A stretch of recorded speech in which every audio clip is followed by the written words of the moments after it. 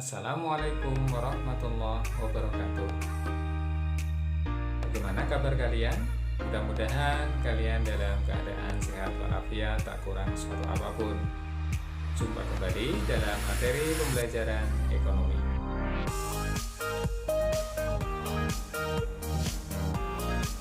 Baik, pada video kali ini kita akan melanjutkan kembali pembahasan kita tentang permintaan, penawaran, dan harga keseimbangan. Setelah kemarin kita belajar tentang fungsi permintaan, kita akan lanjutkan kembali untuk mempelajari tentang penawaran. Kalau permintaan kemarin yang kita pelajari adalah jumlah barang yang diminta oleh pembeli atau konsumen pada berbagai tingkat harga. Maka kalau penawaran, sudut pandangnya adalah berdasar dari sudut pandang penjual atau produsen.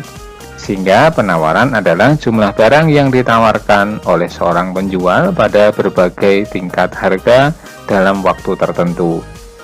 Nah, apabila kita lihat penawaran tadi di dalam sebuah pasar, maka penawaran pasar adalah jumlah barang yang ditawarkan oleh seluruh penjual yang ada di pasar tersebut pada berbagai tingkat harga dalam waktu tertentu. Pengertian pasar bisa kalian pahami sebagai sebuah pasar dalam satu tempat, misalnya pasar tradisional, atau mungkin pasar modern seperti supermarket. Dan pasar juga bisa kita lihat secara makro, yaitu penawaran terhadap barang atau jasa di sebuah tempat atau sebuah negara. Faktor-faktor yang mempengaruhi penawaran, yang pertama adalah biaya produksi, karena biaya produksi ini akan menentukan harga dari produk yang dihasilkan. Kemudian teknologi yang digunakan, teknologi juga akan mempengaruhi cost atau biaya yang dibutuhkan untuk memproduksi barang dan jasa, karena dengan penggunaan teknologi yang tinggi ini diharapkan bisa dilakukan efisiensi yang bisa menekan biaya sehingga harga barang yang ditawarkan menjadi lebih murah.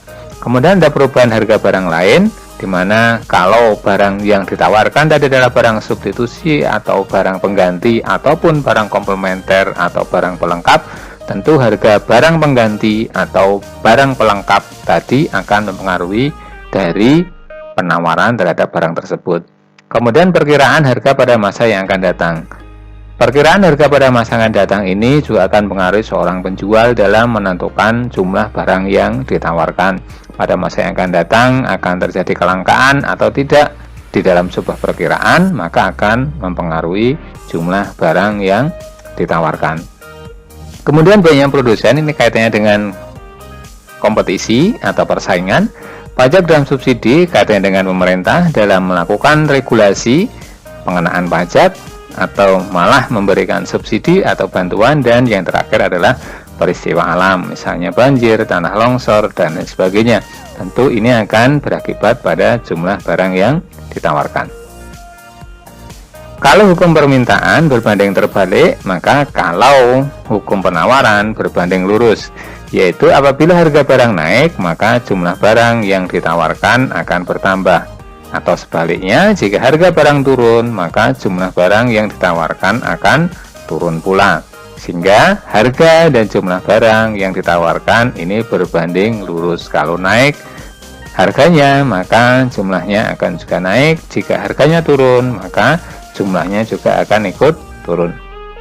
Selanjutnya, apabila kita ilustrasikan untuk menggambar grafik sebagai sebuah contoh, pada tabel ini kalian bisa melihat bahwa jumlah penawaran beras di angka atau harga 5.000, jumlah barang yang ditawarkan 100 kg, harga naik menjadi 5.500, menjadi 150 kg, dan seterusnya sampai dengan harga 7.000, maka jumlah barang yang ditawarkan akan menjadi 300 kg. Nah, dari data ini bisa kita gambarkan menjadi sebuah grafik di dalam grafik kartesius, di mana sumbu vertikal kita sebut sebagai P atau price, sumbu horizontal kita sebut sebagai Q atau kuantitas. Kita cari titik koordinatnya saat 5.000, maka jumlah yang ditawarkan 100, maka ketemu titik koordinat yang ada di sini. Kemudian 6.000, akan ketemu dengan kuantitas 200, maka titik koordinatnya ada di sini. Dan 7000 akan ketemu dengan kuantitas 300, maka titik koordinatnya ada di sini.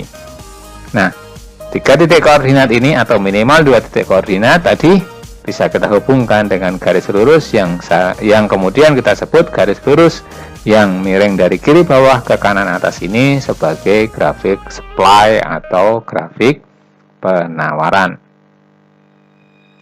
Jika kita ilustrasikan data tadi menjadi sebuah fungsi matematika. Sebagai sebuah contoh, jika diketahui P1 sama dengan 5000, P2 sama dengan 5500, dan Q1 sama dengan 100, dan Q2 sama dengan 150. Nah, rumusnya masih sama saat kita menentukan fungsi permintaan, yaitu P min P1 per P2 min P1 sama dengan Q min Q1 per Q2 min Q1. Maka P min 5000 per 5500 min 5000 sama dengan Q min 100 per 150 min 100. P min 5000 tetap, 5500 kurangi 5000 ketemu 500, dan 150 dikurangi 100 akan ketemu 50. Kemudian kita kali silang, 50 ini kita kalikan dengan P min 5000, dan 500 kita kalikan silang dengan Q min 100. Maka 50 kali P 50P, 50 kali 5000 min 5000 sama dengan min 250.000, 500 kali Q sama dengan 500 Q, dan 500 kali min 100 maka ketemu min 50.000. 50P sama dengan 500Q min 50.000 plus 250.000. Kenapa? Karena 250 pindah ruas ke ruas kanan, maka notasinya akan berubah dari minus menjadi plus.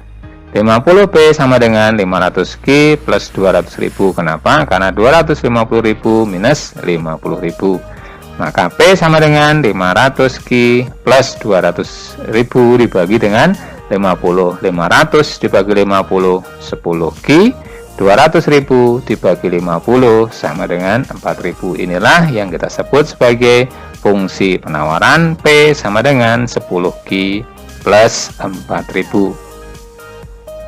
Cukup sekian untuk materi kita pada video kali ini, dan sampai jumpa pada video berikutnya. Tetap sehat selalu, jaga kesehatan. Terima kasih. Assalamualaikum warahmatullahi wabarakatuh.